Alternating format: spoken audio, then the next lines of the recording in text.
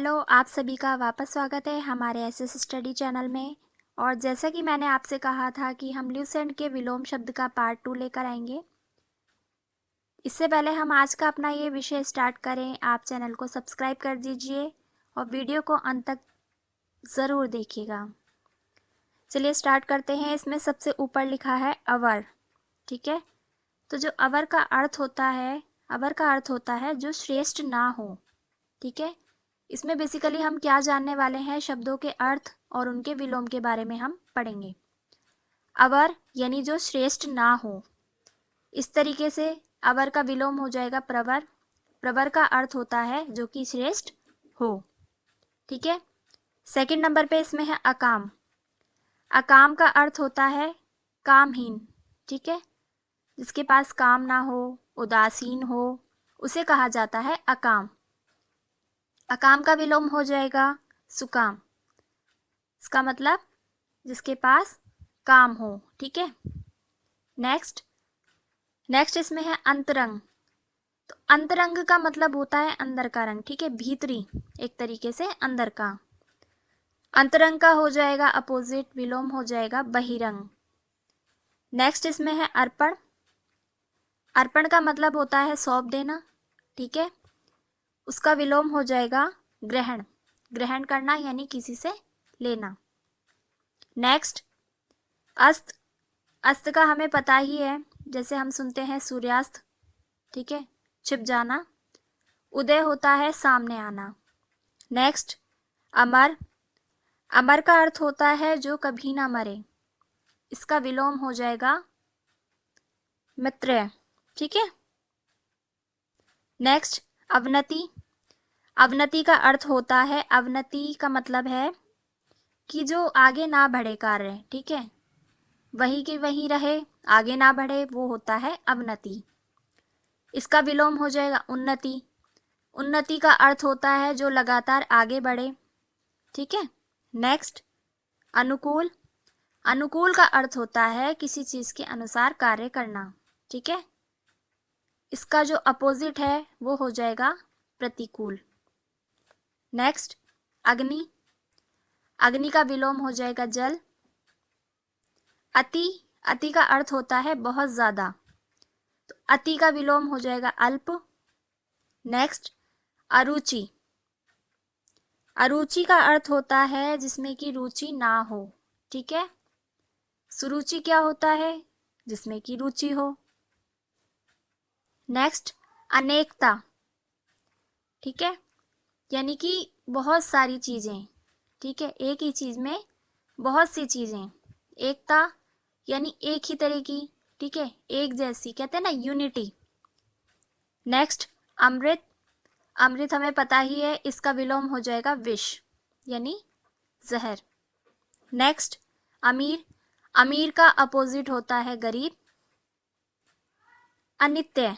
Next इसमें है अनित्य। तो अनित्य का अर्थ जान लेते हैं पहले। अनित्य का मतलब होता है नश्वर या फिर अस्थिर, ठीक है। अस्थिर होता है जो कि स्थिर ना हो। इसका विलोम क्या हो जाएगा, नित्य। नेक्स्ट अतल।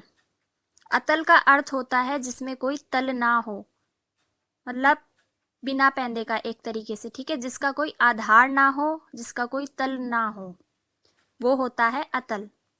अतल का विलोम हो जाएगा वितल। नेक्स्ट अधिक। अधिक यानी ज्यादा, इसका विलोम हो जाएगा अल्प। नेक्स्ट अधिकारी, ठीक है, जिसका अधिकार हो, किसी भी चीज पर जिसका अधिकार होता है उसे कहा जाता है अधिकारी। इसका विलोम हो जाता है यानी उल्टा हो जाता है अनअधिकारी। नेक्स्ट अंधकार। अंधकार यानी कि अंधेरा। इसका विलोम हो जाएगा, उल्टा हो जाएगा प्रकाश यानी कि उजाला। अगला जो इसमें वर्ड है वो है अंतर्मुखी। तो अंतर्मुखी का अर्थ होता है जिसका मुख अंदर की ओर हो, ठीक है। इसका विलोम हो जाएगा बहिर्मुखी। बहिर यानी कि बाहर, बाहर की ओर, ठीक है। नेक्स्ट अश्रु। अश्रु हमें पता ही है, अश्रु का अर्थ होता है आंसू। आंसू का विलोम हो जाएगा हास, हास यानी प्रसन्नता, खुशी, खुशी। नेक्स्ट इसमें है अभिज्ञ। तो अभिज्ञ का अर्थ जान लेते हैं पहले। अभिज्ञ का मतलब होता है जो किसी भी काम को करने में एक विशेष योग्यता रखता हो, ठीक है, एक स्पेसिफिक स्किल रखता हो, वो होता है अभिज्ञ। इसका विलोम हो जाता है अनभिज्ञ। नेक्स्ट इसमें है अग्र। अग्र का अर्थ होता है आगे, ठीक है, इसका विलोम हो जाएगा पश्च यानी पीछे की ओर। अगला जो इसमें वर्ड है वो है अपमान। अपमान का जो विलोम होगा वो होगा सम्मान यानी कि आदर के साथ। अगला वर्ड इसमें है अथ। अथ का हम अर्थ जान लेते हैं। अथ का अर्थ होता है आरंभ यानी कि शुरुआत। अथ का विलोम हो जाएगा इति, ठीक है, यानी कि अंत। नेक्स्ट इसमें जो अगला वर्ड है वो है अनुराग। अनुराग का अर्थ होता है प्रेम और इसका विलोम क्या हो जाएगा विराग। नेक्स्ट इसमें आप देख पा रहे होंगे अगला जो वर्ड है वो है अगम। अगम का अर्थ हम जान लेते हैं। अगम का अर्थ होता है ना चलने वाला, ठीक है, जिसको आप दुर्गम भी कह सकते हैं। तो जो अगम का विलोम है वो होता है सुगम। नेक्स्ट इसमें जो वर्ड है वो है अंतर्द्वंद। अंतर्द्वंद होता है आंतरिक संघर्ष, ठीक है, अंदर ही अंदर एक संघर्ष चलना, उसे कहा जाता है अंतर्द्वंद। और इसका जो विलोम हो जाएगा वो हो जाएगा बहिर्द्वंद यानी कि ऐसा संघर्ष जो कि बाहर चले, ठीक है। अगला वर्ड है इसमें अपना। अपना का हो जाएगा विलोम पराया, ठीक है, यानी कि दूसरे किसी का। अमृत। अमृत का हो जाता है विष। नेक्स्ट है इसमें अनेक। अनेक का विलोम हो जाएगा एक। अनेक यानी बहुत सारे, ठीक है, एक होता है सिर्फ एक। तो बेसिकली इसमें क्या होता है कि विलोम शब्दों में बिल्कुल उल्टा लिखा जाता है किसी भी शब्द का, बिल्कुल अपोजिट। आगे बढ़ते हैं। अवनत, ठीक है, अवनत का इसमें विलोम लिखा है उन्नत। अवनत होता है जो कि आगे ना बढ़ सके। उन्नत का अर्थ है लगातार प्रगति करने वाला।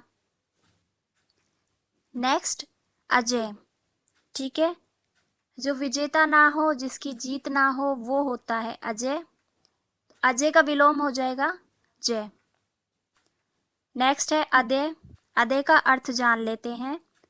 अदय का अर्थ होता है जिसमें कि दया ना हो, तो अदय का विलोम क्या होगा दय, जिसमें कि दया का भाव हो। नेक्स्ट है आदान। आदान और प्रदान ऐसे वर्ड है जो कि हम नॉर्मली सुनते भी रहते हैं। आदान मतलब आना, प्रदान यानी देना किसी को, ठीक है। नेक्स्ट आशा। आशा का विलोम होता है निराशा। आयात। आयात का अर्थ क्या होता है निर्यात। आयात यानी कि आना, निर्यात यानी हमारे पास से बाहर चीजों को भेजना, ठीक है। नेक्स्ट आत्मा, और इसका जो विलोम है वो है परमात्मा। तो बेसिकली आत्मा क्या है, स्पिरिट है, ठीक है, एक ऐसी चीज है जो कि हमारे मन में बसती है।